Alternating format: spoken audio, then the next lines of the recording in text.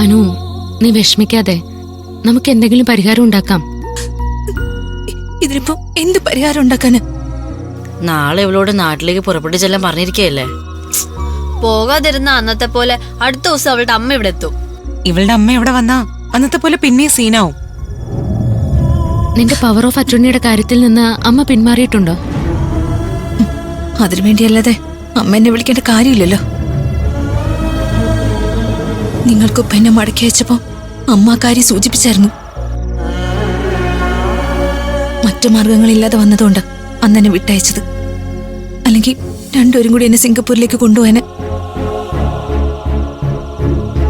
ഇവളുടെ അമ്മ നാട്ടിൽ വരുമ്പോഴാ ഈ പ്രശ്നങ്ങളൊക്കെ. അവര് തിരിച്ചു പോകുന്നവരെ നമുക്കൊക്കെ ടെൻഷനാ. നാളത്തെ കാര്യം എങ്ങനെയാ? എന്ത് സംഭവിച്ചാലും ഈ ഹോസ്റ്റലിൽ നിന്ന് വീട്ടിലേക്ക് പോകാൻ ഞാൻ ഉദ്ദേശിക്കുന്നില്ല. നിന്റെ അമ്മ ഇങ്ങോട്ട് വന്നാലോ? അമ്മ വരികയാണെങ്കിൽ അന്നത്തെ പോലെ നിങ്ങൾ എല്ലാവരും കൂടി എന്നെ നിർബന്ധിച്ച് അമ്മയോടൊപ്പം പറഞ്ഞു വിടരുത്. നിങ്ങൾ അങ്ങനെ എങ്ങനെ ചെയ്താ അമ്മയോടൊപ്പം പോകുന്ന വഴി ഞാൻ എവിടെയെങ്കിലും ചടി ചത്തു കളയും.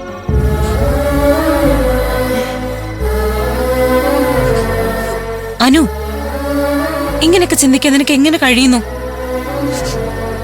ഞങ്ങളെ കുറിച്ച് ഓർക്കുമ്പോ നിനക്ക് അങ്ങനെ ചെയ്യാൻ കഴിയോ? അനു, നിനക്കിത് പറയാൻ എങ്ങനെ തോന്നി? നീ അതിന് ശ്രമിച്ചാലും ഞങ്ങളെ കുറിച്ച് ഓർക്കുമ്പോ നിനക്കതിന് കഴിയില്ല അനു. നമ്മള് ധർമ്മസങ്കടത്തിലായല്ലോ.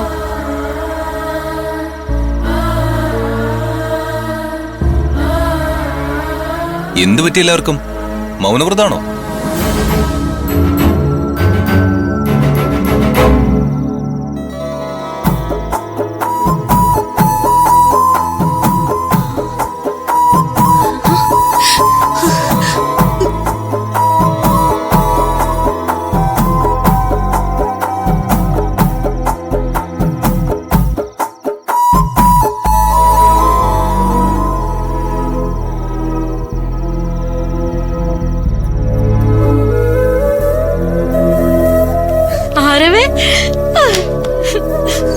നീ ഇപ്പൊ ഇതിനകത്ത് വന്നു?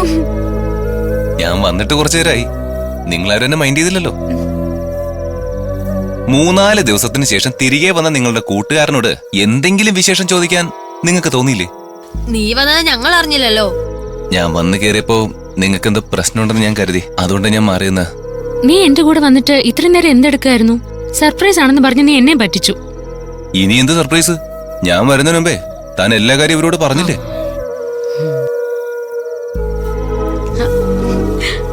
കഴിച്ചോ കഴിച്ചോ? ഇന്ന് ലോകം അവസാനിക്കുമല്ലോ. മേഘയ്ക്ക് എന്നോട് വല്ലാത്ത സ്നേഹമാണല്ലോ. നീ ഇല്ലാത്തോണ്ട് എനിക്ക് ഭയങ്കര വിഷമായിരുന്നു. നീ കഴിക്ക്.